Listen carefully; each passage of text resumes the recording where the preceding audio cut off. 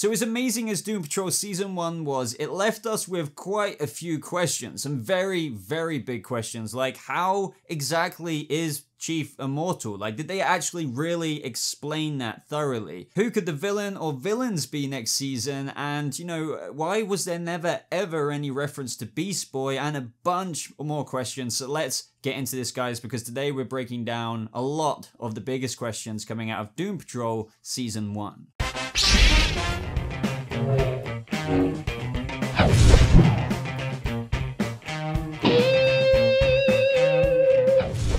What is up, Doom Patrollers? Welcome to my biggest questions coming out of Doom Patrol Season 1 video. I got you guys to submit them, and there is so many. And upon thinking of them and like structuring the answers and everything, there is a lot that they didn't necessarily, as amazing as this show is, there's a lot that wasn't actually thoroughly explained, or a lot of stuff that was glistened or glossened over. I can't think right now. So I think just based on how long this video is going to be and how many questions there are that I think are still very, very relevant and big questions that, you know, maybe should have even been answered in Season 1, I'm probably going to make a part 2 to this. So leave a like on this video if you definitely want to see more questions answered. And really, I put a lot of questions on my WordPad thing, and I didn't even answer several of them. There were several left, and I thought this is getting too long already, but let's get into question number 1. And this question's from Dimitri Contouris. I'm sorry if I butcher anyone's name in advance, by the way. Don't you think that Cyborg fits perfectly with Doom Patrol and doesn't need to move with the Titans? And that's probably, yeah, in reference to everyone thinking, why isn't Cyborg on Titans? Well, this, that, and the other.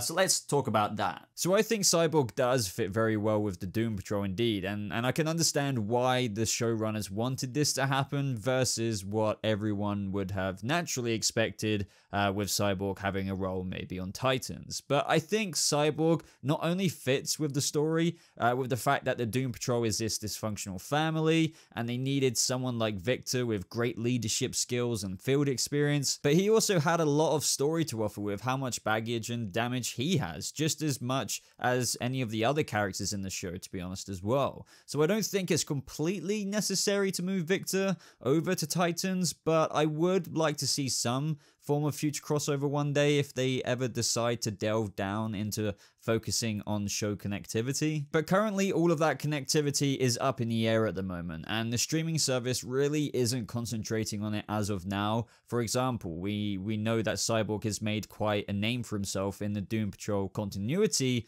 in Detroit, but in Titans Season 1 there wasn't any mention of him at all, considering Dick Grayson worked at the Detroit Police Department. But honestly, before we go down this rabbit hole, this is quite a complicated topic of conversation to tackle, but I will revisit this more specifically in another question in this video, so definitely stay around for that question, because it also clarifies the video I made about the whole, are the DC Universe shows connected? Oh, and by the way, to anyone who thinks that Doom Patrol is a prequel to Titans, it definitely isn't. I've actually been answering so many comments about this in particular in my previous video about how we learned about how this Doom Patrol in this show's continuity have actually not met Beast Boy, and quite a few people were wondering if it was a prequel. So the show's present day scenes are definitely set in 2019, this displayed in episode 1 when Cliff Steele was looking out the window in his train set room for years. Sure, there are a lot of flashbacks and different times in the show, but any present day scene in any episode is a continuation of that moment with Cliff in episode 1. But ultimately, back to the point at hand, if there is anyone that can blend into another show, in my opinion, it would be Cyborg. So question number 2 is from Lego Pete, and you ask, will Elastigirl grow super big like she does in the comics? Right now, she can only stretch like Plastic Man and Elongated Man. I think something like this is very possible. I mean, in episode 4, Cult Patrol, for the first time, we actually saw Rita use her powers in the sense of what her comic book name implies, through stretching out her arm and pushing Kipling against the wall, as he was, if you guys remember, trying to kill Elliot Patterson to prevent the D-Creator from spawning in the sky. Also, I definitely think we need to factor in that she does turn into blobs, huge blobs even. I mean, in episode 1, we saw her get very large and roll down the street, among quite a few other times in the season. So I think, you know, the show is definitely displaying that she, you know, has that capability, but the Doom Patrol in season 1, even by the end of the season, are still trying to figure themselves out. I mean, they're definitely not exactly superheroes, but I'm sure Rita Rita will get the confidence to completely manipulate her abilities one day in this way you're asking. So next question is from your mum, very traditional name, and your question is a very good one.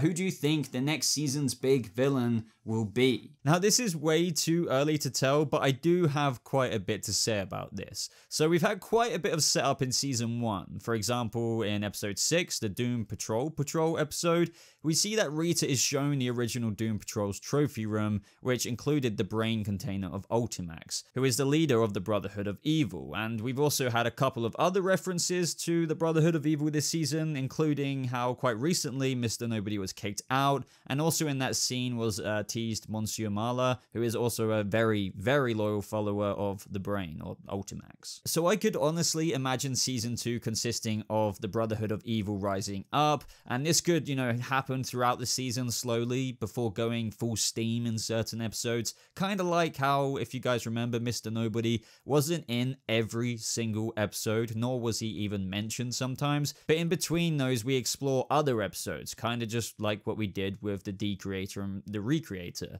which had more or less, nothing to do with the main plot, even though Mr. Nobody was still in these episodes, but it still drove many characters forward with their developments in those episodes. I'm not trying to say those episodes were totally filler because, well, I mean, if you do want to say that, then Doom Patrol does their filler extremely goddamn good. They could also explore the Brotherhood of Dada. We can't forget the Bureau of Normalcy, and Darren Jones is still about. And if you guys remember, Larry said to Flex Mantello that they will avenge Dolores because of, what they did to her. And, we haven't had that happen yet, and you'll have to think that we'll see that next season somehow. So as I said, there's just honestly so much material. We're talking decades and decades and decades and decades and decades of material to draw from, and I'll probably look into doing a video that goes in depth with this, but I would personally like the Brotherhood of Evil to be the overarching villains of the season, mixed in with, of course, as I said, in between episodes that also address other characters, just like Cult Patrol did. For example, we could have a whole episode about Animal, Vegetable, Mineral Man, doing something that requires the Doom Patrol to step up and stop him, from what they've learned throughout, season 1, and how they kind of F things up, but they do manage to do it in the end. And I can definitely see them doing that with Animal, Vegetable, and Mineral Man. But as I said, guys, keep an eye out on the channel and stay subscribed for that in-depth villain, season 2 ideas video that I'm probably gonna do at some point. The Superhero Dude asks, at the end of episode 10, we saw Beard Hunter finding the Chief Doll and also this weird creature, which was also seen in the flashbacks of episode 10. There was no mention of this in the finale, and we also know that somehow Beard Hunter survived and went to live with Danny the Street. So what do you believe happened here? So I understand how this and quite a few other things probably confused a lot of fans, because they definitely, as much as I love this show, they definitely glossed over a few things without full explanation. And a lot of audience members probably do not know too much about the Doom Patrol or the characters in the comics, but as a result still have fallen in love with the show, like myself. But personally, through covering the show, I've come to learn a lot more about the material. So in this specific question that you're asking, it was a bit easier for me to pick up what happened here. So to my understanding here, Beard Hunter was tracking who he thought was Niles Calder after ingesting his DNA from the sink, shall we say, which led him to Danny the Street. Now, before going fully clean from the beard, because Danny convinced, a Beard Hunter to get off the beard, like it is quite literally his drug,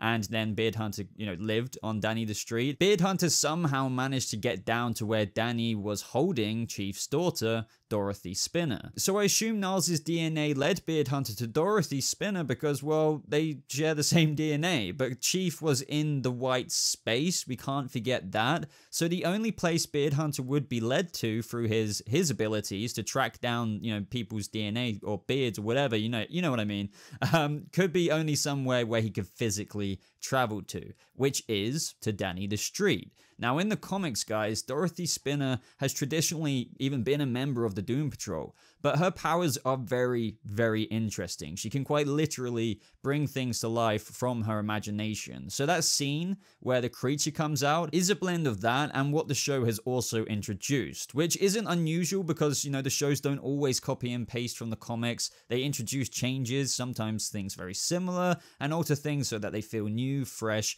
and so that we can still experience things like twists, just like what we got with Dorothy being Chief's daughter. So following that, the show has introduced a new element to this story in where Chief had a daughter with the seemingly immortal woman Slava, who, if you remember, also conjured that creature we saw in the flashbacks of the episode. So I think we have to assume, since Chief had a daughter with this woman, Dorothy Spinner inherited those abilities in this iteration of Doom Patrol, and potentially even more. I mean, after all, as Chief said, she is very dangerous, which is also probably because she is a child who can quite literally do so much with her imagination. So, you know, come on guys, you can just imagine and think of how lethal that could be when some stranger just comes, you know, knocking to her door, which, you know, was Beard Hunter. So what she did was conjured the big ass wolf thing to scare him off. And so then Beard Hunter, I guess, went back upstairs and chilled on Danny the street. So Ruben Mores asks, how did Chief achieve immortality? And I've got a lot of thoughts on this one. So loved your weekly coverage, by the way. Thank you very much. Same goes for Doc, who takes care of the old Doom Patrol, Mento, and the girls.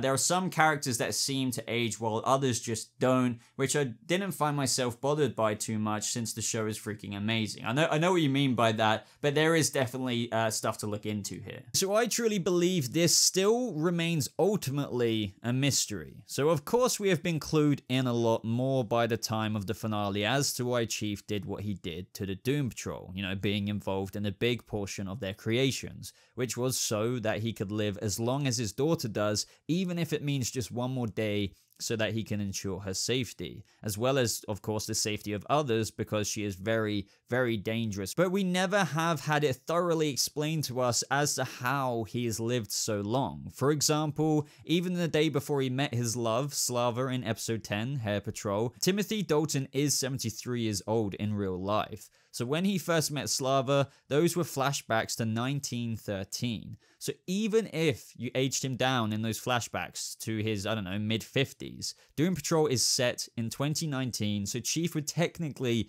be around the age of 160. And if you're wondering about the math behind that, this is just going by assuming he's 54 in 1913. So then naturally add 106 years to get to present day, which is of course 2019, which, you know, makes him 160. So what did he do? Get tissue samples of Rita and Larry and whatever to just poke around under a microscope and somehow get life-extending longevity here and there throughout the years? Was Robot Man just an experiment of Chief's to see if other things failed, he could at least put his brain in a metal suit? You know, that kind of makes sense. Cyborg, another experiment, kind of makes sense. Even though, by the way, I think that the Cyborg accident is being misunderstood by a lot of fans. I don't think Chief literally caused the death of Cyborg's mother. I mean, that was all a horrible accident, but he definitely encouraged Silas to save Victor over Eleanor, which, you know, would have most likely have been Eleanor's desire anyway. But once again, this just furthered Chief's study into what he could do if it came to it about living perhaps like Cyborg. Now, we also know from episode 3, Puppet Patrol, that Chief stole something from Von Fook in 1948 in Paraguay, which is 35 years later after meeting his love Slava. Von Fook even explains that what Chief stole was something of very great value to him. Now, I don't know if we'll ever get explained what that is. I mean, it could quite literally be nothing, but it could also have been something, just something that Chief used in his immortal cocktails. Either way, I think we just have to assume that with his genius intellect, 1913 and the couple of years he spent with Slava was the catalyst of the Immortus project for him. So here and there, he found ways to extend his life, but was forever working towards it in the name for protecting his daughter. Oh yeah, and I almost forgot that the same could be said, I guess, for Joshua Clay, who, you know, was the doctor, I guess you could say, who was looking after the first Doom Patrol. But you could argue that his human abilities may have something to do with it, but I doubt it. But ultimately, he was a part of the Bureau. Maybe he has some like kind of thing from Chief, you know, because he was a part of the Immortus project. But, you know, ultimately this all, as I've just mentioned with all of that, still needs a lot of ironing out the creases. So Philip Sabanda asks, do you think on the second season of Doom Patrol, the strained relationship between the team and the chief will change, since there is now the chief's daughter, or they will just go back to being a team once again with the chief running all operations. Now, with regards to this, for sure, I mean, I don't see how they couldn't explore this new dynamic between the team and chief. Like, these characters were given a home and a place to somehow still live and try to be happy despite the horrible incidents that happened to them, to only find out that more or less their savior was, for the most part, their creator and cause of all misery. So I think that this will be explored for quite a few episodes, somewhat even directly, but will never be concluded. I mean, I think the team wouldn't ever be able to fully forgive Chief. Right now, I can't really comprehend how. But I think that they might factor in a tad bit of sympathy, like maybe a teeny bit, as to why he did what he did with regards to Dorothy. But of course, guys, that certainly won't balance the scales of the misdeeds and horrible actions that Chief has done. I mean, some people I've seen out there have even theorized that Chief might die, and this is one way to solve the issue. And it would be, just in regards to, like, you know, the team going forward in Season 2. But that would be such a bad decision in my mind, and I don't think that they will do that. Timothy Dalton as Chief is perfect in my mind, and well, to not have the Chief with the Doom Patrol by Season 2 would be a weird thing to watch unfold, as he's quite a presence in the comics, obviously. So regardless, I have the utmost faith in the writers to iron out a way that involves all of this continuing forward, but also providing an emotional struggle and tale that unfolds throughout Season 2. So JTN Gaming asked something that I've tackled before, but it's still a very, very hot question, so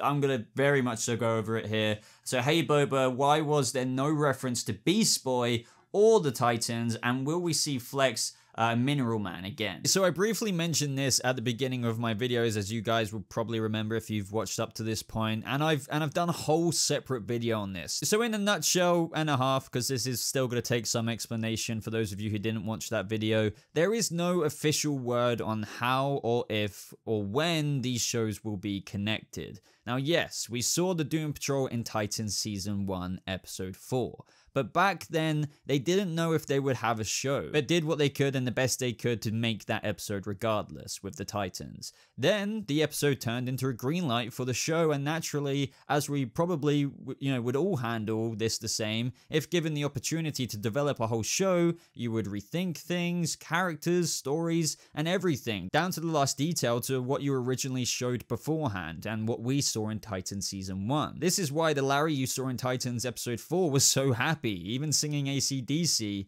versing the very, very contrasting Larry in this iteration of Doom Patrol, who is sad, depressed, and still trying to figure himself out. And, there are numerous changes, like including Chief's recasting, and a bunch of other ones, but, another key one is including how the actors have had it explained to them that their version of Doom Patrol Season 1, like the show, not the episode in Titans, have never met Beast Boy. Now, I went on in my video to explain how I do feel that, in my opinion, they could have connected the shows, and I do want to state that I wouldn't have expected amazing, in-your-face connection things every 2 seconds. Just very, very minimal for those who have watched Titans beforehand to get the nod. So, for example, in that scene where Cliff looks out the window, as I also mentioned earlier, it time-lapses from 1996 to present day 2019. Now, I also explained in that video where I've addressed this whole topic before, how, we could have seen Gar / Beast Boy in Cliff's train set room when it got to 2018,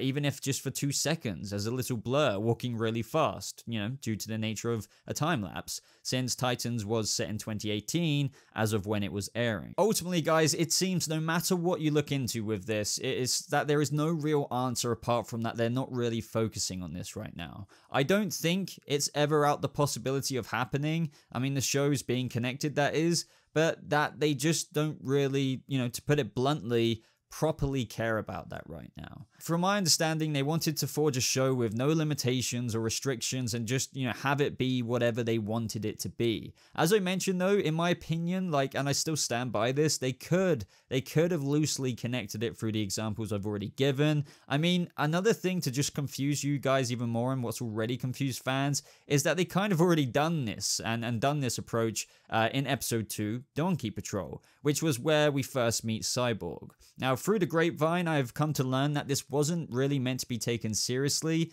and more of an Easter egg, but we did have a Superboy reference, who at the end of Titan Season 1 escaped Cadmus Labs, and it was a very brief scene with also Crypto the Superdog. The Easter egg displays as Cyborg looked at the crime news just before learning about the town going missing in the events of Episode 1, and then he goes on to find them. Amongst the news list, it says the following: Metropolitan Father pleads not guilty to charges in I-94 crash that leads to 5 deaths. Claims naked man with dog hit his car. Now, what happened at the end of Titan Season 1? Well, a naked man by the name of Superboy with his dog would have escaped Cadmus Labs, and as you can probably add, 1 + 1 here, this story makes sense that it would be Superboy. Now, there's also no way that most fans would have picked up on this Easter egg, but this is exactly the minimal nods that I meant earlier by I'm not expecting in-your-face nods to other shows, but they could have kept it connected very loosely, for example, through this, or as I said, through Beast Boy and the time lapse of,